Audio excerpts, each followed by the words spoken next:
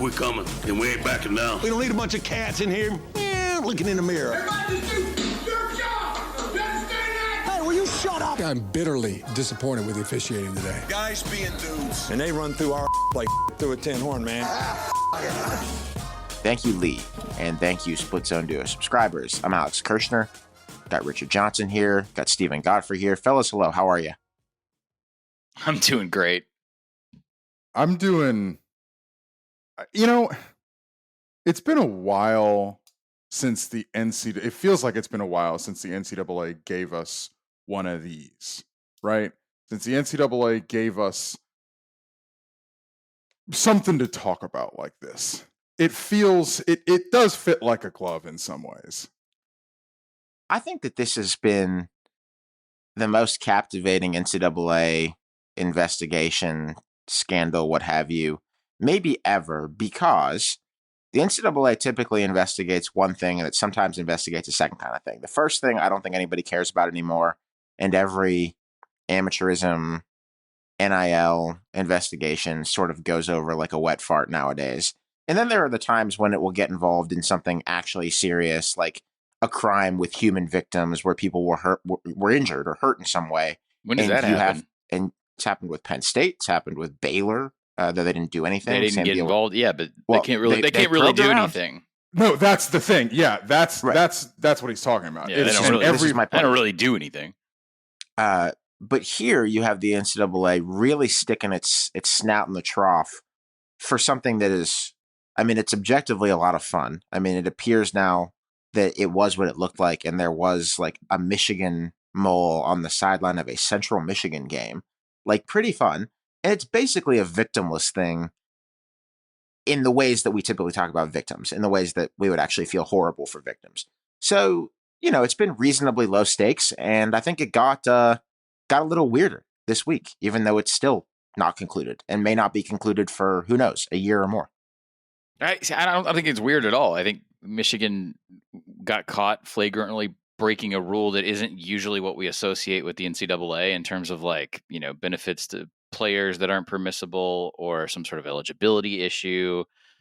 It's certainly the dumbest thing that I can remember in a long time, right? This isn't even academic fraud. This is, to Alex, to your point, something on the, I don't know, I guess on the morality scale, it's probably far to one side, but this is not unexpected at all to me. This is the sort of flailing act of a nearly dead enforcement department as we know it because of all the things that are changing in college football. But Richard, this was going to happen. No, yeah. This was always going to happen. Michigan was flagrant in their denial. They were flagrant in their behavior before, during, and after the scandal. And I'm a little shocked at the shock that this is happening now. Like, this is the number one thing you can do to draw the ire of enforcement is to sort of tease or poke at enforcement publicly. And Michigan, Jim Harbaugh, and the various actors around it did it multiple times last year and through the offseason. Yeah, and there is actually a rather compelling case, Godfrey, that this stuff is actually the only thing that the NCAA should try to investigate, adjudicate, whatever. Competition issues, and until they really bungled the women's basketball tournament, what was that, 2020 or 2021? Like, everybody was pretty much like, yeah, the NCAA should like only run tournaments and only run competition and only care about that. And so there is a school of thought that this is the stuff that the NCAA should actually give a shit about. Putting that to the side, what they did on Sunday, which is leak a draft, and boy howdy, are they going to great pains to make sure you know that it is a draft. They leaked a draft of a notice of allegations, which is pretty much an indictment, essentially, if this was a real court and not a kangaroo court, against Michigan. This is not the actual version of the notice of allegations, and when that notice of allegations comes down, Michigan has 90 days to respond. So pretty much the earliest we have a next step would be 90 days from like tomorrow, and they haven't even given out the official notice of allegations. Godfrey, this is sort of a specialty of yours, going back to your coverage of the various Ole Miss things, 7-8 years ago. Mm-hmm. The leaking process that happens with these NCAA investigations is interesting to me, and I think I can wrap my head around it, but in some ways it's a little inscrutable. The NCAA I have a couple questions for you. First of all, the NCAA pretty much always leaks these things ahead of time to chum the waters, correct? Yes, always. Every major case is, I mean, there are particular individuals, I've referred to them as the merit badge media, who are essentially pro NCAA mouthpieces and have been for as long as I've been doing this. And they have relationships with Indianapolis that allow them to tease out and kind of parcel the information as these investigations go. I will say this, that I believe this broke via Dan Murphy and Pete Thamel, not the usual, not the usual people, not the merit badge media that I'm talking about at all. And I think that is a combination of a couple things. There is some implicit bias in who directs what in terms of setting narrative on, was this about eligibility? Was this about illegal benefits? Who's grinding what axe? Michigan fans love Pete Thamel, by the way. But this is standard operating procedure. Richard has pointed out the phraseology of this is a draft. This is a draft. This is a draft. You saw a lot of that in the news reporting.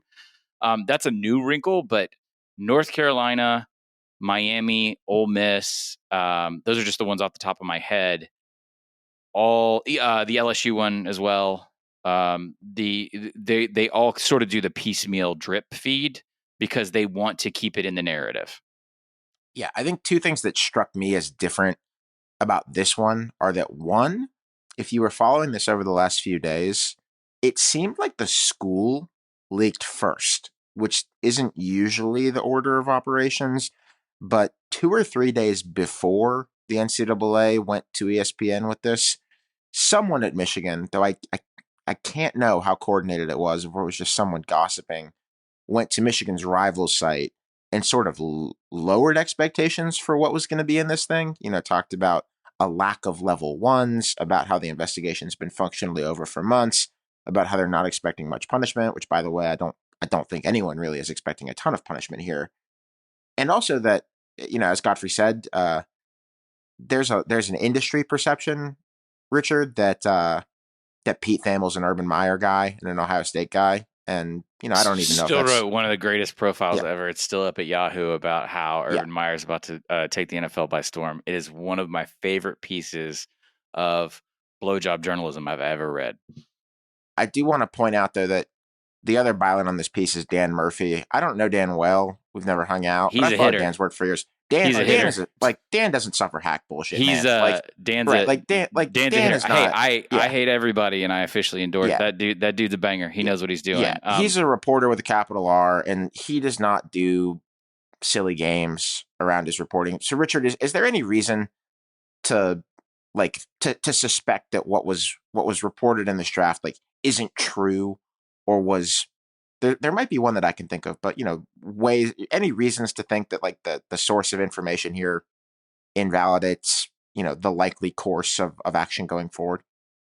No, it's pretty clear to me that the Michigan folks, it's pretty clear to me that this is something of a response to the call from the Michigan folks. The Michigan side sort of trial ballooning that this isn't going to be so bad, et cetera, sort of, I don't know if it's a poking the bear sort of, hey, try it kind of thing. But then the NCAA comes back with the you thought, and this is the you thought on Sunday morning. Again, the thing that has stuck in my craw since it came out was the great pains that they've gone to really press the word draft. This is a draft notice of allegations. These are subject to change and all this sort of stuff. What they're trying to say is that we can add stuff on top of this if we so choose or need to or want to, etc. But I think how it comes off is that they may walk this back. Yeah, I think that is how it comes. Right, yeah. or that there may be room to walk this back.